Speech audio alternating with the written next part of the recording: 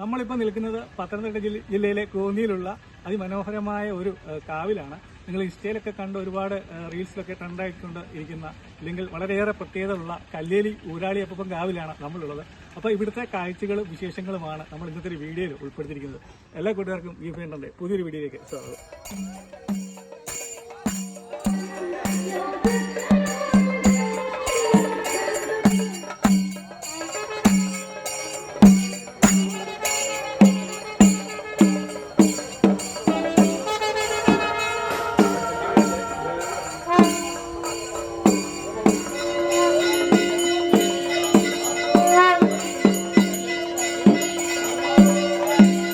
നാഗദൈവങ്ങൾ എന്ന് വെച്ചാൽ പ്രത്യക്ഷ ദൈവം. നമുക്ക് മറ്റു ദൈവങ്ങൾ അദൃശ്യ രൂപത്തിലാണ്. നാഗങ്ങൾ നമ്മുടെ മുന്നിൽ നിൽക്കുന്ന പ്രത്യക്ഷ രൂപങ്ങൾ. അർഗലെന്ന് വെച്ചാൽ നമ്മുടെ കുടുംബത്തിൽ ജീവിച്ചിരിക്കുന്ന ആൾക്കാർ ദുർമരണപ്പെട്ടു പോകാറുണ്ട്. വെള്ളം കുടിച്ച് ആത്മഹത്യ, തീപ്പൊള്ളലേറ്റ്, വാഹനാപകടം. അവർ ജീവിച്ചിരിക്കുമ്പോൾ നമ്മുടെ കൂടെ ഉണ്ടായിരുന്നു. അവരുടെ സഹായത്തിന് അവർ മരണപ്പെട്ട ശേഷം അവരെ ആഹാരം തിന്നു അങ്ങനെയുള്ള ദുരാത്മാക്കളെ വെച്ചേക്കുന്നു. നമ്മുടെ കുടുംബത്തിൽ ഒരു അപ്പൂപ്പന്മാരുണ്ട്. കുഞ്ഞു മക്കളൊക്കെ ആദ്യം അപ്പൂപ്പനോട് അമ്മയും അച്ഛനും സാധിച്ചു കൊടുക്കാത്തവരെ അപ്പൂപ്പൻ സാധിച്ചു കൊടുക്കും. അങ്ങനെയാണ് അതിന്റെ കാര്യങ്ങൾ.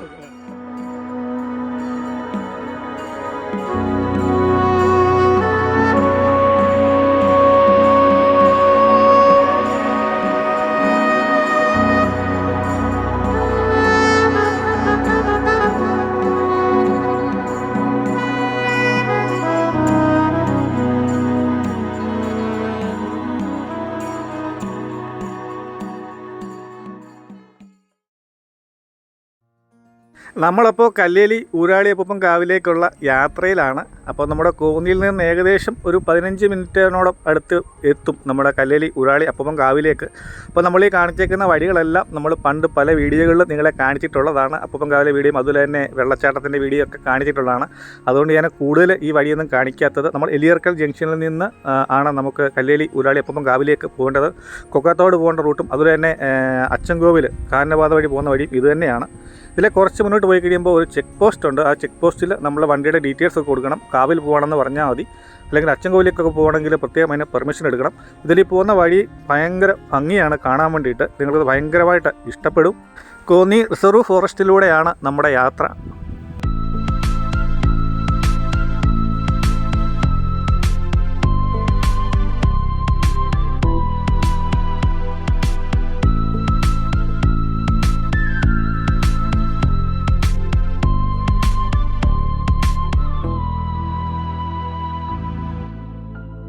നമ്മളപ്പോൾ കുറച്ചുകൂടെ മുന്നോട്ട് വന്നു കഴിയുമ്പോൾ നമ്മുടെ വലത് സൈഡിലായിട്ട് ഒരു ക്ഷേത്രം കാണാൻ സാധിക്കും. ആ ക്ഷേത്രം കഴിഞ്ഞ് അല്പദൂരം മുന്നോട്ട് പോയി കഴിഞ്ഞാൽ ലെഫ്റ്റ് സൈഡിലായിട്ടാണ് നമ്മുടെ കല്ലേലി ഊരാളി അപ്പൂപ്പൻ കാവ് വരുന്നത്. അപ്പം നമ്മൾ ഈ കാണുന്ന രണ്ട് സൈഡിലും ആ സാധാരണ സമയങ്ങളിലൊക്കെ ഭയങ്കര തിരക്കാണ് വാഹനങ്ങളുടെ അനുഭവപ്പെടുന്നത്. ഇന്നിപ്പോൾ ഒരു ഇടദിവസമാണ്, അതുകൊണ്ട് തന്നെ വലിയ തിരക്കൊന്നുമില്ല. അല്ലാത്തപ്പോൾ ഇവിടെ നല്ല തിരക്കാണ് അനുഭവപ്പെടുന്നത്. അപ്പോൾ നമുക്ക് വാഹനങ്ങൾ ഇവിടെ എവിടെയെങ്കിലും ഒന്ന് പാർക്ക് ചെയ്യണം. ഇഷ്ടംപോലെ സ്പേസ് ഉണ്ട്. കുരങ്ങന്മാരെയൊക്കെ ശല്യമുണ്ട്. അപ്പോൾ സൂക്ഷിച്ച് വേണം നമ്മൾ ഹെൽമെറ്റൊക്കെ ലോക്ക് ചെയ്തിട്ട് വേണം പോകാൻ വേണ്ടിയിട്ട്. അപ്പോൾ നമ്മൾ വണ്ടി അവിടെ ഇട്ടിട്ട് അതേ നമ്മുടെ ഊരാളിയപ്പം കാവിലേക്ക് പോവുകയാണ്. ഇതാണ് കാവിൻ്റെ ഒരു എൻട്രൻസ്. ഇതിലെയാണ് നമുക്ക് കാവിലേക്ക് പ്രവേശിക്കുന്നത്. ഇതിലേ അങ്ങോട്ട് പ്രവേശിച്ച് കഴിഞ്ഞാൽ താഴേക്ക് ഇറങ്ങിച്ചെന്ന് അച്ചൻകോവിലാറിൻ്റെ സൈഡിലായിട്ടാണ് നമ്മുടെ കല്ലേലി ഊരാളി അപ്പൂപ്പൻ കാവുള്ളത്. ഈ കാണുന്ന പടികൾ ഇറങ്ങി വേണം നമുക്ക് താഴേക്ക് ചെല്ലുവാൻ വേണ്ടിയിട്ട്. 41 പടികളുണ്ട്. അച്ചൻകോവിലാറിൻ്റെ തീരത്തുള്ള അതിമനോഹരമായ ഒരു കാവാണ് കല്ലേലി ഊരാളി അപ്പൂപ്പൻ കാവ്. അതുപോലെ തന്നെ ഈ ഒരു പടികളുടെ സൈഡിൽ ഇങ്ങനെ ശംഖുകൾ കാണുവാൻ സാധിക്കും. ഒപ്പം തന്നെ ഒരുപാട് വാനരന്മാർ, കോഴി, അങ്ങനെ ഒരുപാട് കാര്യങ്ങൾ ഇവിടെ നമുക്കിവിടെ കാണുവാൻ സാധിക്കും. ഈ കാണുന്നതാണ് കല്ലേലി ഊരാളി അപ്പൂപ്പൻ കാവിൻ്റെ മൂലസ്ഥാനം. വലത് സൈഡിൽ കാണുന്നത് അമ്മൂമ്മയും അതുപോലെ തന്നെ ഇടത് സൈഡ് കാണുന്നത് കല്ലേലി ഊരാളി അപ്പൂപ്പനുമാണ്. ഒപ്പം തന്നെ ഇതേ ഇവിടുത്തെ ഒരു നിർമ്മിതികളൊക്കെ നോക്കിയത് ശരിക്കും പ്രകൃതിയുമായിട്ട് ഭയങ്കരമായിട്ട് ഇണങ്ങിച്ചേർന്ന നിർമ്മിതികളാണ് ഇവിടെ ഉള്ളത്. ഈ കാണുന്നതാണ് കല്ലേലി ഊരാളി അപ്പൂപ്പൻ. ഒരു മഴയൊക്കെ കഴിഞ്ഞിട്ടുള്ള നിപ്പാണ്. അപ്പോൾ നോക്കിയാൽ നല്ല ഭംഗിയുണ്ട് കാണാൻ വേണ്ടിയിട്ട്. കേരളത്തിൽ തന്നെ ഇങ്ങനെയൊരു കാവ് ഇല്ല എന്ന് തന്നെ പറയാം. അത്ര വ്യത്യസ്തമാണ്. കാവിൽ പാട്ട് വെച്ചിരിക്കുകയാണ്. അത് കാരണം കോപ്പറേറ്റ് വരും. അതുകൊണ്ട് നമ്മൾ വോയിസ് ഓവർ കൊടുക്കാനേ വഴിയുള്ളൂ. അപ്പോൾ നിങ്ങൾക്ക് വീഡിയോ എടുത്തിട്ട് ഞാൻ വോയിസ് ഓവർ കൊടുത്തിട്ട് ഇവിടുത്തെ ഡീറ്റെയിൽസ് ഒക്കെ പറഞ്ഞുതരാം.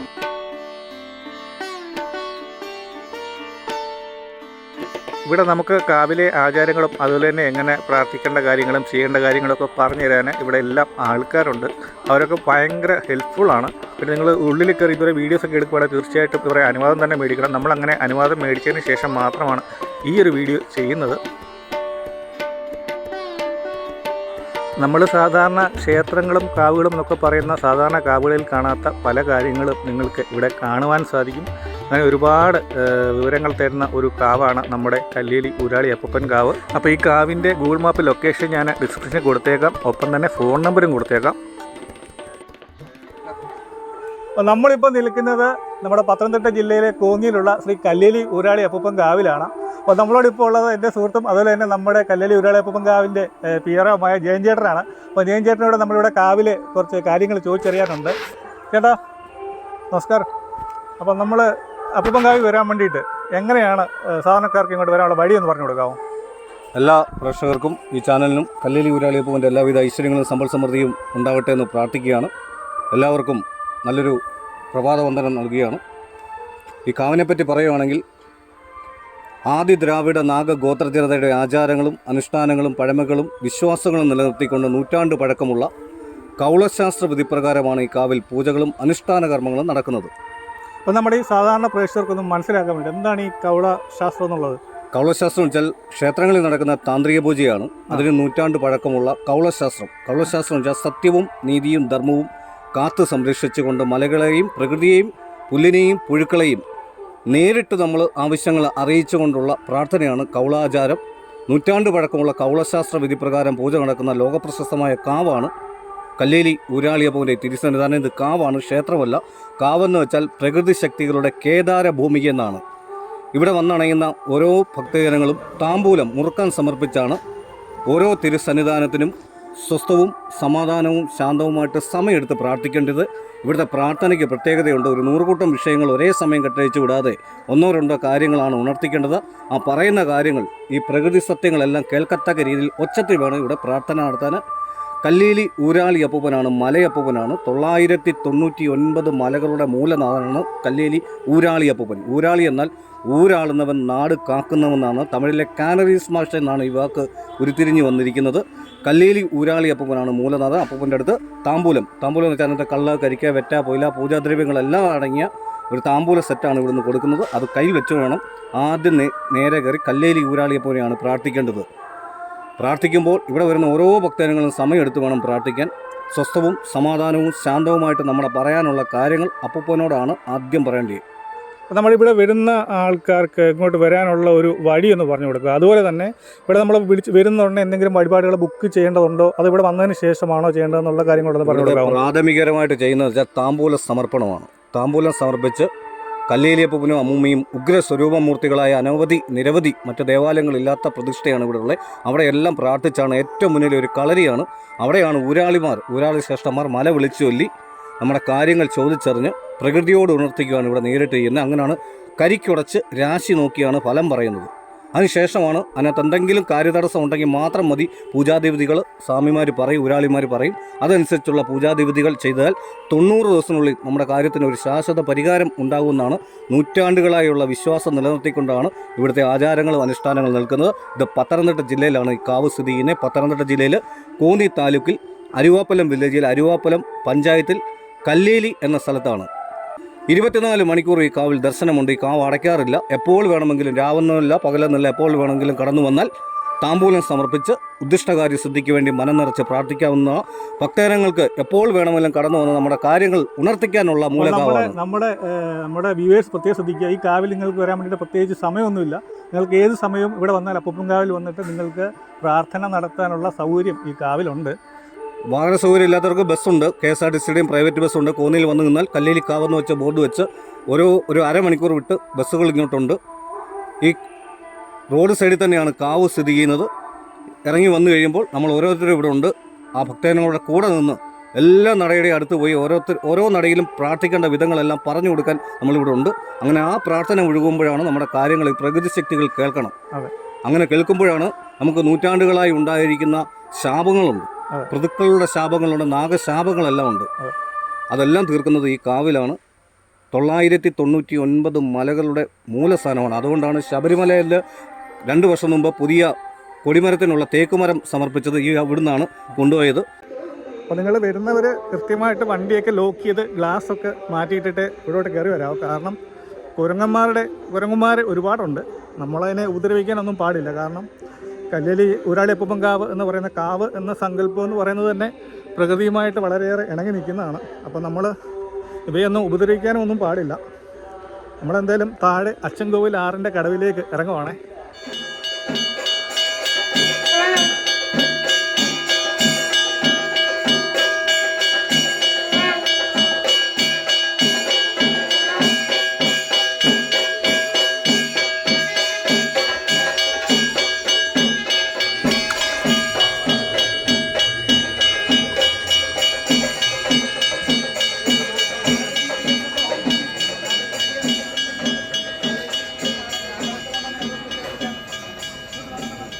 നമ്മളീ കാണുന്നത് വെച്ച് ഇത് നമ്മൾ ചിന്തിക്കരുത്. ചില സമയത്ത് തിരക്കുള്ള സമയത്ത് ഒരു കാല് കുത്താൻ പോലും സ്ഥലമില്ലാതെ അതുപോലെ തിരക്കനുഭവപ്പെടുന്ന ഒരു സംവിധാനമാണ് ഇവിടെ.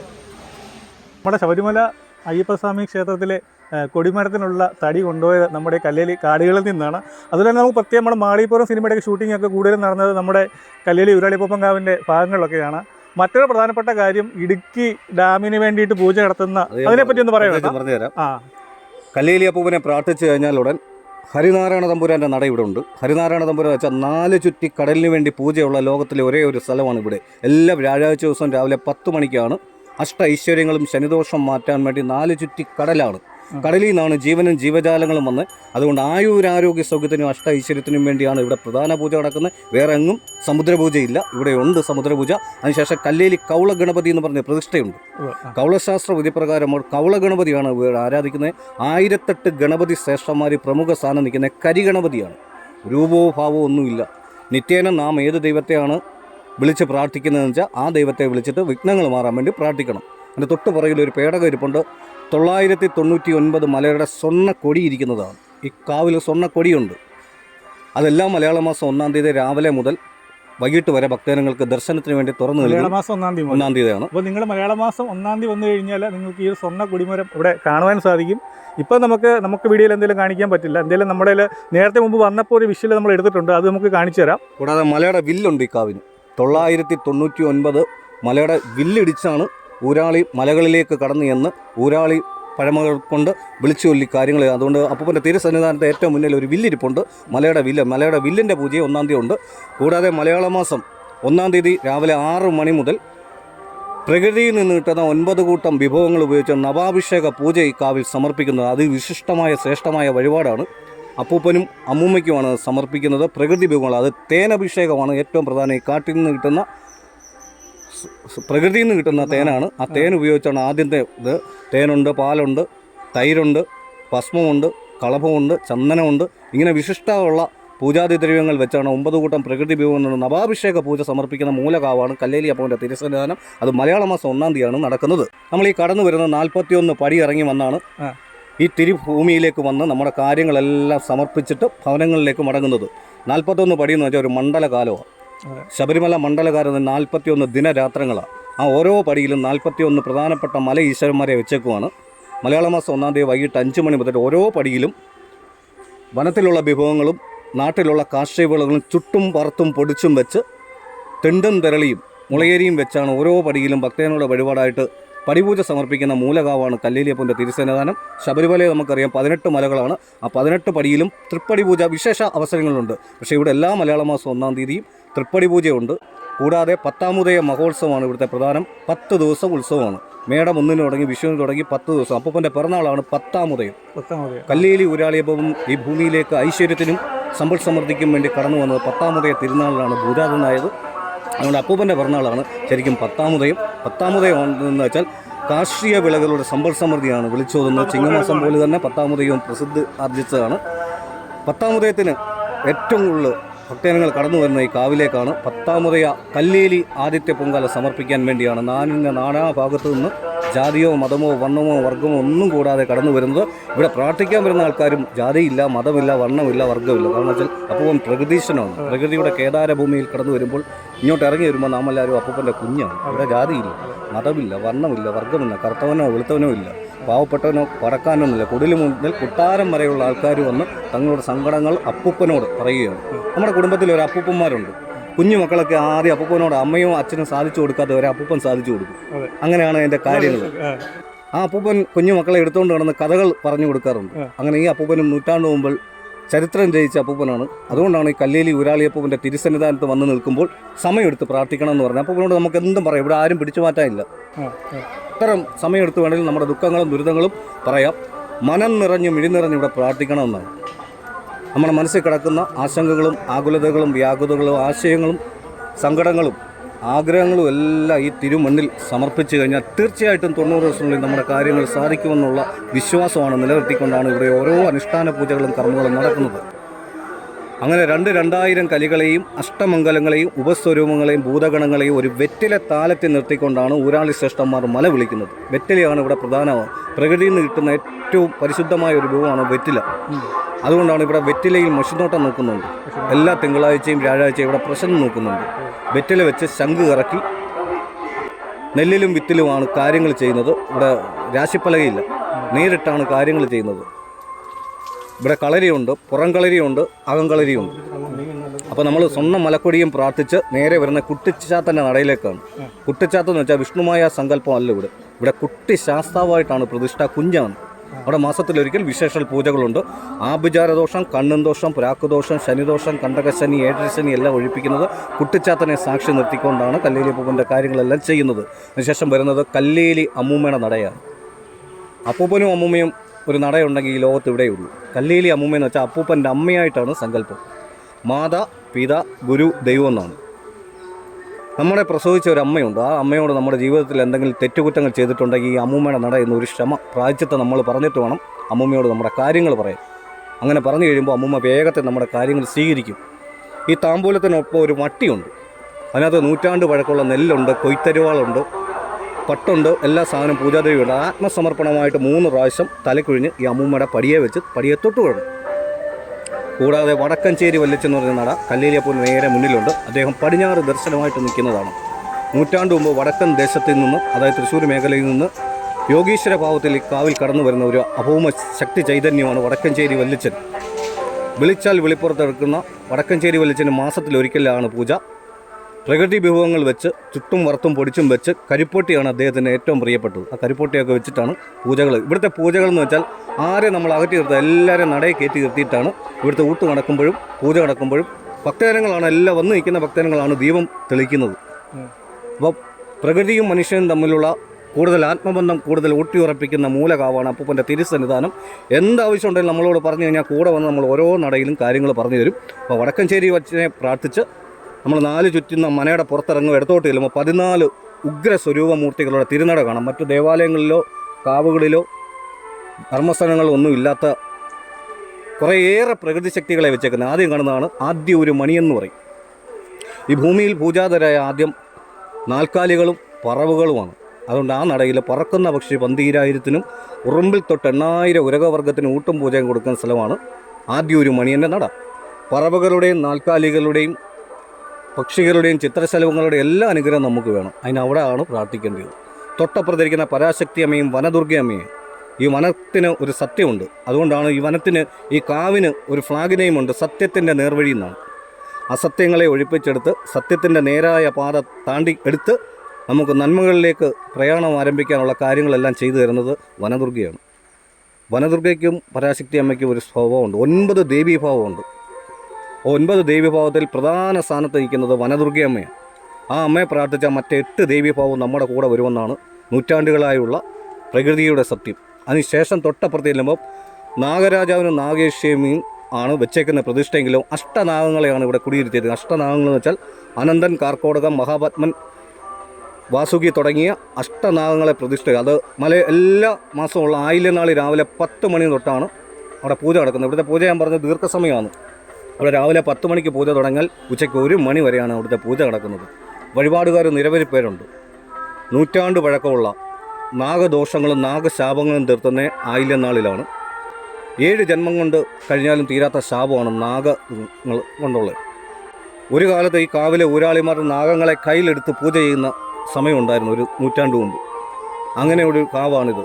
ഈ നാഗദൈവങ്ങൾ എന്ന് വെച്ചാൽ പ്രത്യക്ഷ ദൈവം. നമുക്ക് മറ്റു ദൈവങ്ങൾ അദൃശ്യ രൂപത്തിലാണ്. നാഗങ്ങൾ നമ്മുടെ മുന്നിൽ നിൽക്കുന്ന പ്രത്യക്ഷ രൂപങ്ങളാണ്. കൊച്ചു കുഞ്ഞ് അറുകല എന്ന് പറഞ്ഞൊരു സങ്കല്പമാണ്. അത് കടുവയുടെ രൂപമാണ് നമ്മളിവിടെ വെച്ചേക്കുന്നത്. അറുകല എന്ന് വെച്ചാൽ നമ്മുടെ കുടുംബത്തിൽ ജീവിച്ചിരിക്കുന്ന ആൾക്കാർ ദുർമരണപ്പെട്ടു പോകാറുണ്ട്. വെള്ളം കുടിച്ച് ആത്മഹത്യ, തീപ്പൊള്ളലേറ്റ് വാഹനാപകടം. അവർ ജീവിച്ചിരിക്കുമ്പോൾ നമ്മുടെ കൂടെ ഉണ്ടായിരുന്നു, അവർ സഹായത്തിന്. അവർ മരണപ്പെട്ട ശേഷം അവരെ ആരും തിരിഞ്ഞു നോക്കാറില്ല. അങ്ങനെയുള്ള ദുരാത്മാക്കളെ വെച്ചേക്കുന്ന സ്ഥലമാണ് അവിടെ വൈകുന്നേരം പന്തം കൊളുത്തി വെച്ചാണ് പൂജകൾ പ്രത്യേകം അനുഷ്ഠിക്കുന്നത്. തൊട്ടപ്പുറത്തിരിക്കുന്ന യക്ഷിയമ്മയുടെ നടയാണ്. യക്ഷിയമ്മയ്ക്ക് 2 ഭാവങ്ങളുണ്ട്. ഒന്ന് മൂർത്തിമത് ഭാവമുണ്ട്, ശാന്തസ്വരൂപിണിയായിട്ട്. ഇവിടെ ശാന്തസ്വരൂപിണിയായ യക്ഷിയമ്മയാണ് കുടിയിരുത്തിയതെന്ന് നമ്മൾ നൂറ്റാണ്ടുകളായി കഥകളിലൊക്കെ കേട്ടിട്ടുണ്ട്. യക്ഷിയമ്മ ഇരിക്കുന്ന പാലയിലാണ്. പാല അല്ല, യക്ഷിയമ്മ കൗളാചാരപ്രകാരം നമ്മുടെ വെപ്പ് വയ്യങ്കത എന്ന് പറഞ്ഞൊരു മരത്തിലാണ് ഇരിക്കുന്നത്. അത് നൂറ്റാണ്ട് പഴക്കമുള്ള വയ്യങ്കത മരമാണ് യക്ഷിയമ്മയുടെ മുന്നിൽ ഇരിക്കുന്നത്. ജപ്പാനിൽ നിന്നും അമേരിക്കയിലുള്ള നരവംശ ശാസ്ത്രജ്ഞർ ഓരോ മരത്തിൻ്റെയും പ്രായം കണക്കാക്കിയിട്ടുണ്ട് മിഷൻ വെച്ചിട്ട്. ആ ജപ്പാനിൽ നിന്നും അമേരിക്കയിലുള്ള നരവംശാസ്ത്രം ഇവിടുത്തെ കടന്നു വരുന്ന കാരണം വെച്ചാൽ നരവംശം എങ്ങനെ ഉണ്ടായെന്ന് ഈ കാവ് സ്റ്റഡി ചെയ്തുകൊണ്ടിരിക്കുന്ന കാവാണ്. അതുകൊണ്ട് 127 പേർ ഇതുവരെ ആ വിഷയത്തിൽ PhD എടുത്തിട്ടുണ്ട്, ഡോക്ടറേറ്റ്. അങ്ങനെ കൊച്ചുകുഞ്ഞാറുകളെയും യക്ഷിയമ്മയും പ്രാർത്ഥിച്ച ശേഷം തൊട്ടപ്പുറത്തിരിക്കുന്നതാണ് മുമ്പേ എന്നോട് പറഞ്ഞ ഇടുക്കി ഡാമിൻ്റെ കാര്യം ചോദിച്ചത്. ഭാരത പൂങ്കുറവൻ അപ്പൂപ്പൻ അമ്മുമ്മ എന്ന് പറഞ്ഞ നടയാണ്.